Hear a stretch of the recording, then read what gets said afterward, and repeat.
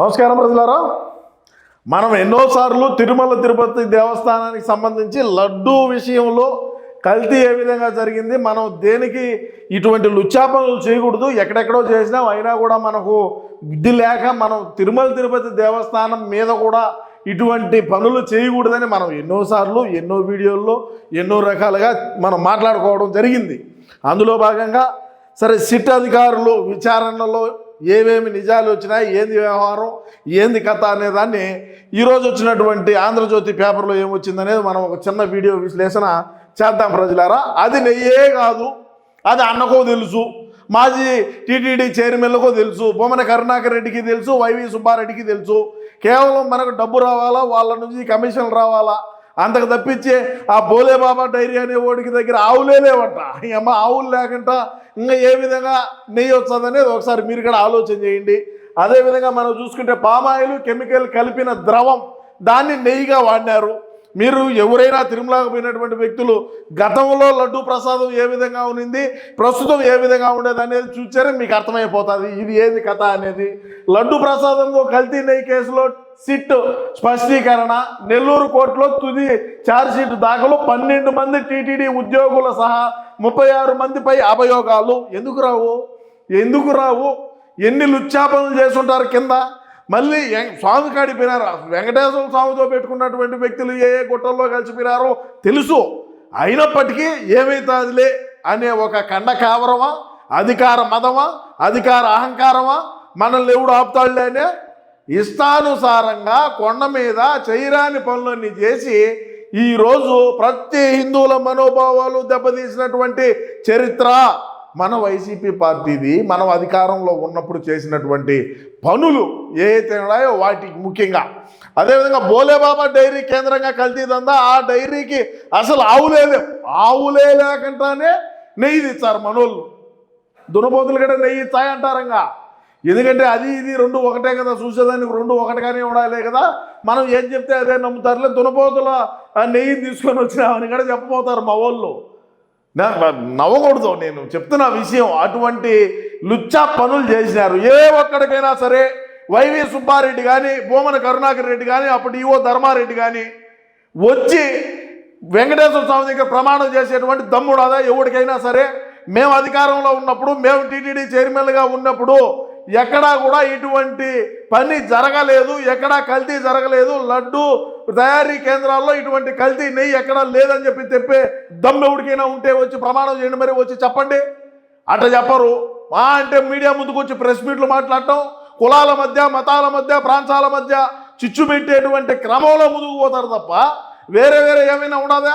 ఎక్కడెక్కడి నుంచో దేశంగా ప్రపంచ దేశాల్లో ఉండేటువంటి తెలుగు వాళ్ళందరూ కూడా ఎప్పుడైనా సరే మన దేశానికి వచ్చితే వెంకటేశ్వర స్వామిని దర్శనం చేసుకొని వెళ్దామనేటువంటి, అక్కడ ఉండేటువంటి ప్రసాదం తీసుకోవాలా అనేటువంటి అన్న ప్రసాదాన్ని స్వీకరించి మనం చూడాలనేటువంటి వ్యక్తులు ఎంతమంది ఉన్నారు? వాళ్ళ మనోభావాలన్నీ దెబ్బతీసినారు కదా. ఒక క్రైస్తవుడిని తిరుమల తిరుపతి దేవస్థానానికి చైర్మన్గా చేసే ఇటువంటి పనులు జరగక ఏమి జరుగుతాయి ప్రజలారా? ఒకసారి ఆలోచన చేయండి మీరు కూడా. బయట నుంచి కూడా పాలు కొనలేదు. ఆ డైరీ బోలేబాబా డైరీ అనేది వాళ్ళ దగ్గర ఆవులు లేవు. బయట నుంచి పాలు సేకరణ చేసి దాంట్లో నుంచి వెన్న తీసి నెయ్యి ఇచ్చారంటే అది లేదు. మరి ఎక్కడి నుంచి వచ్చింది ఈ నెయ్యి? ఇన్ని టన్నుల నెయ్యి ఎక్కడి నుంచి వచ్చింది? ఇన్ని కేజీల నెయ్యిని ఏ విధంగా తయారు చేశారు? అంతా కల్తీయే. పామాయిలు ఇంకా ఇతరితరని కలిపి మన బతుకంతా ఇదే. ముందనపోతే లిక్కర్ స్పిరిట్ తెచ్చి దాన్ని తయారు చేసి తిరుమల తిరుపతి దేవస్థానానికి నెయ్యి సరఫరా అనపోతే పామాయిల్ చేసి ఇతర రసాయనాలన్నీ కలిపి వాటిని నెయ్యి ఏ విధంగా ఉంటుందో ఆ విధంగా దాన్ని తీసుకొని వచ్చి అక్కడ అమ్మితిమి. ఆడ ఏమి కథ, యాడికి పోతున్నాం?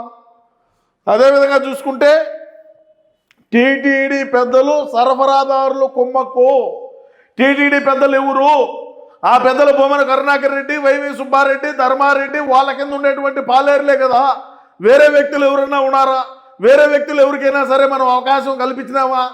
ఏమొచ్చినా, రూపాయి వచ్చినా, 2 రూపాయలు వచ్చినా, 10 రూపాయలు వచ్చినా, ఎంత వచ్చినా మన జోబులు నిమ్ముకునేదానికే సరిపోతుంది తప్ప మళ్ళీ మన కింద ఉండేటువంటి పాలేరులను ఎక్కడి నుంచి తీసుకొని వస్తాంలే. అవి ఎవడు నమ్ముతాడు? ఎవడు నమ్మేటువంటి పరిస్థితిలో కూడా లేరు కదా. 2019-24 మధ్య 60.10 లక్షల కిలోల నెయ్యి సరఫరా మొత్తం కల్తీనే.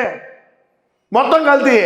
కల్తీ అని తెలిసి అనుమతించిన అధికారులు ఏమి వాళ్ళంటే దేవుడి మీద వాళ్ళకి ఎటువంటి భక్తి కానీ గౌరవం కానీ లేదంటే భయం కానీ లేదా? మేమున్నావు నీకెందుకో, మేము టీటీడీ, నేను టీటీడీ చైర్మన్ అని చెప్తున్నా, నేను ఈఓ అని చెప్తున్నా, మీరు కానివ్వండి, మీరు తీయండి, మీరు పంపించండి అవన్నీ అని అంటే పంపించి తీరి ఈరోజు మరి ఈ దేవుడు ఖచ్చితంగా ప్రతి ఒక్కటి కూడా మనం చేసినటువంటి పాపాలన్నీ కూడా పండే రోజుల దగ్గరలోనే ఉన్నాయి. ఒక్కొక్కటిగా వెలుగులేకి వచ్చున్నాయి.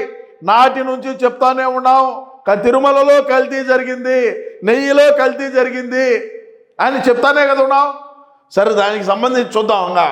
టీటీడీకి 250 కోట్ల రూపాయలు నష్టం ఈ కల్తీ వ్యవహారం. ఈ దీంట్లో 250 కోట్ల రూపాయలు స్వామివారి సొమ్మిని మింగినారు మనోళ్ళు. అదైతే పక్క. కల్తీ నెయ్యి కేసులో ముగిసిన దర్యాప్తు, ఛార్జ్షీట్లో ప్రతి అంశానికి ఆధారాలు, నిందితుల జాబితాలోకి 5 డైరీలు, 31 మంది వ్యక్తులు, ఛార్జ్షీట్లో వివరించిన సిట్ అధికారులు. ఇది కథ, ఇది వ్యవహారం. మనం మరి ఏమి ఆశామాషా పనేమి చేయలే.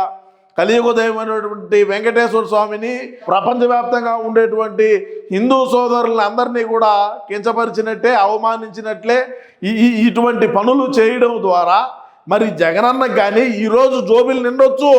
మీరు అధికారంలో ఉన్నప్పుడు, మీరు చైర్మన్లుగా ఉన్నప్పుడు, ఈఓగా ఉన్నప్పుడు మీ జోబీలు కలకలలాడి ఉండొచ్చు. మరి ఈరోజు రాష్ట్రంలో ఉండేటువంటి ప్రజానీకానికే కాదు, ప్రతి ఒక్క హిందువుడికి కూడా, ప్రతి ఒక్క హిందూ సోదరులకి కూడా ఈరోజు మీరు క్షమాపణ చెప్పాల్సినటువంటి రోజు వచ్చింది. ఎక్కడైనా సరే బయటకు వచ్చి అయ్యా పొరపాటు జరిగింది, సరే పొరపాటు కళ్ళలో సీసాలు పోసుకోన్నారా, కళ్ళలో ఏమన్నా మిరప్పుడు పోసుకోన్నారా అని కూడా అడుగుతారు. పడాలా? ఎందుకంటే తప్పు జరిగింది, జరగరాని తప్పు జరిగింది. కండ కావరంతో చేసినటువంటి తప్పు, అధికార అహంకారంతో చేసినటువంటి తప్పు ఇదని కూడా నేను ఈ సందర్భంగా తెలియజేసుకుంటూ, తిరుపతిని మనం అధికారంలో ఉన్నప్పుడు ఏ విధంగా వ్యాపార కేంద్రంగా మార్చినారు మా వైసీపీ పార్టీ వాళ్ళు అనేది నా నినాదం. మీ యొక్క అభిప్రాయం ఏందనేది కూడా తప్పకుండా కామెంట్ రూపంలో అయితే తెలియజేయండి. ఏది ఏమైనప్పటికీ కూడా రాష్ట్ర ప్రజలారా, జరిగినటువంటి తప్పులు, చేసినటువంటి అవినీతి, చేసినటువంటి అక్రమ పనులన్నీ కూడా ఒక్కొక్కటిగా వెలుగులేకొచ్చున్నాయి. రాబోయే రోజుల్లో వీటి మీద ఎవడు లోపల పోతాడు, ఏంది వ్యవహారం అనేది కూడా మనం తప్పకుండా ఎదురు చూడాల్సిందేనని తెలియజేసుకుంటూ నమస్కారం.